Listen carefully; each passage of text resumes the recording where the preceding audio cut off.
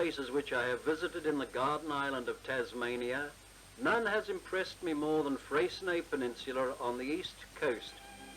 A remarkable feature which dominates the landscape is a tremendous outcrop of red granite which towers in isolated grandeur to a height of 1,000 feet.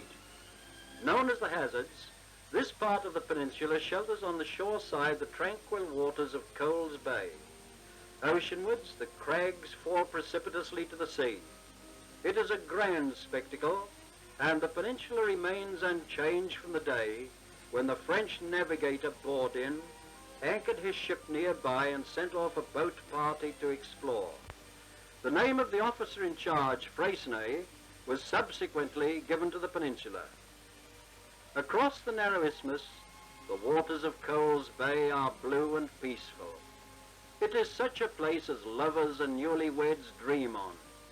And so we find Honeymoon Bay, and also the fisheries with its glittering beach and half-tamed bushland.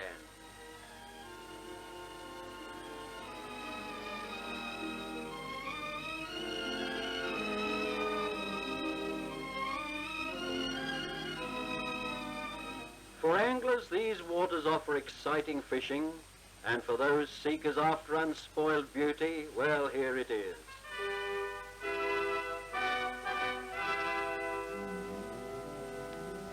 Sunshine, limpid waters, and silver sands. What more healthy and joyous way to drowse away the leisure hours of holiday time?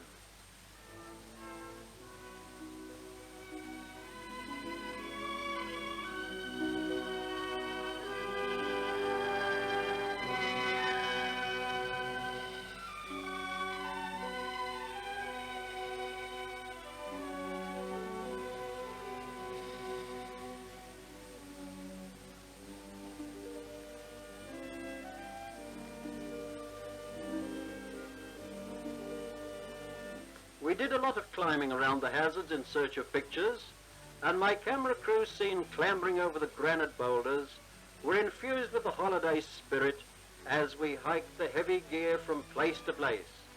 At every turn we were rewarded with dazzling vistas of coast and bay. We had indeed entered the Garden of Tasmania.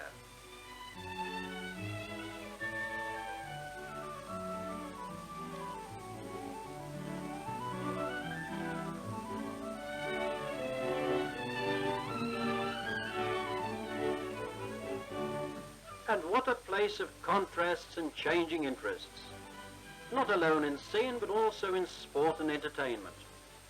On the way up to Launceston, I joined the Midland Hunt Club on an outing. Though Tasmania has often been referred to as this other England, little did I expect to hear the huntsman's horn, tally-ho, and the baying of hounds echoing through the Tasmanian bushland. The huntsmen are hot on the trail. No, not of the fox, but of the kangaroo.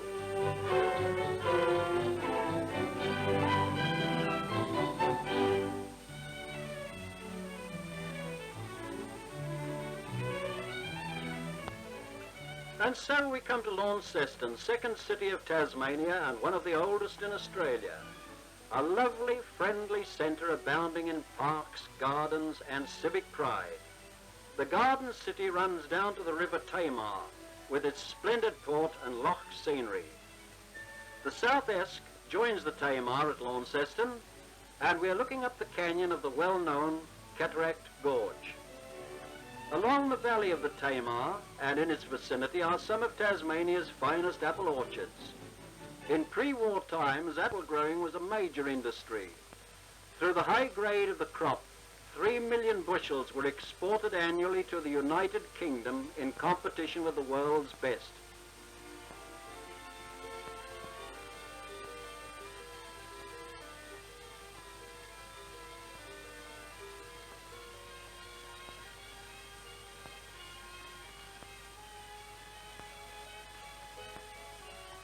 We have moved on from Launceston to the Cradle Mountain Lake St Clair National Park, 525 square miles scenic reserve, which is surely one of the most enchanting areas on the face of the globe. There are jewel-like lakes, deep canyons, weird mountains, and forest glades of shrubs and trees peculiar to the area. Cradle Mountain Peak is 5,069 feet above sea level and 2,000 feet above the surface of Dove Lake. Like all the lakes in the reserve, this beautiful basin was gouged out by glacial action ages ago. The reserve is the mecca of hikers and mountaineers, and for those who prefer less strenuous sightseeing, well, a row on Dove Lake and a picnic on one of its beaches leaves nothing at all to be desired.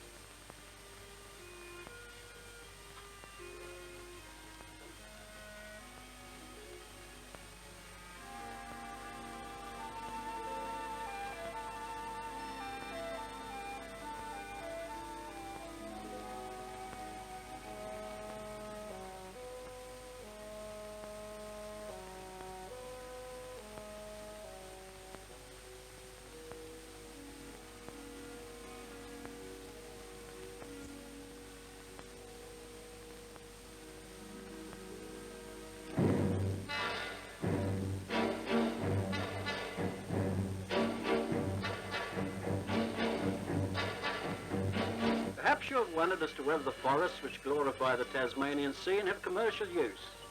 Yes, for over a century the trees have paid tribute to the settlers' welfare and the state's economy. Today the ring of the axe and the whine of mill saws grows insistent as mature trees come under the doom call of timber, more timber.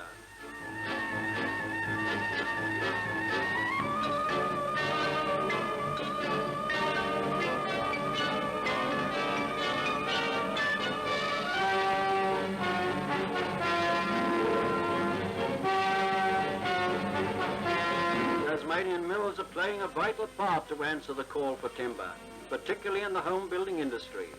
And I have not mentioned the increasing demands of the paper mills for the manufacture of newsprint and printing paper of every description.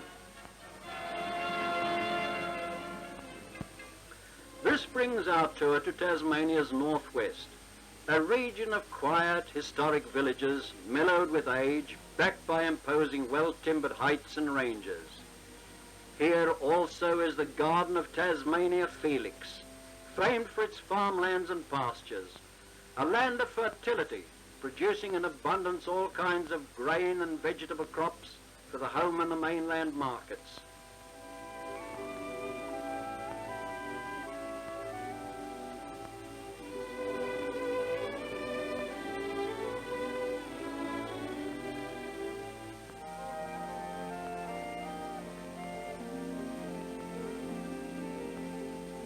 Evidence of prosperity and the diligence of the Northwest is to be seen in the thriving towns which intercept the highway every few miles.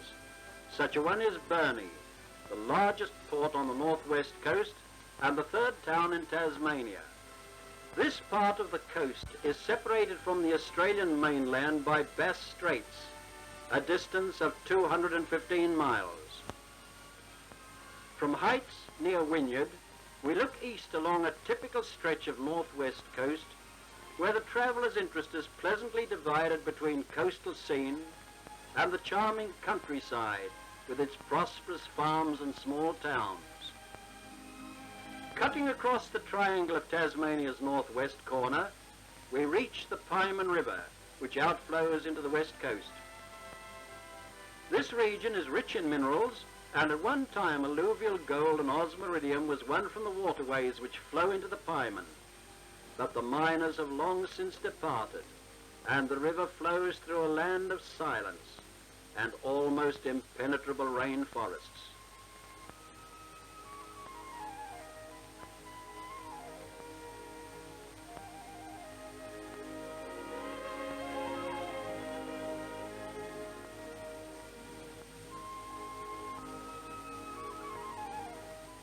You see the great stream now as the first discoverer saw it, seemingly waiting for the time when the men will come to probe the resources that lie deep beneath its forests, and when the axe will echo to answer the call of timber, more timber.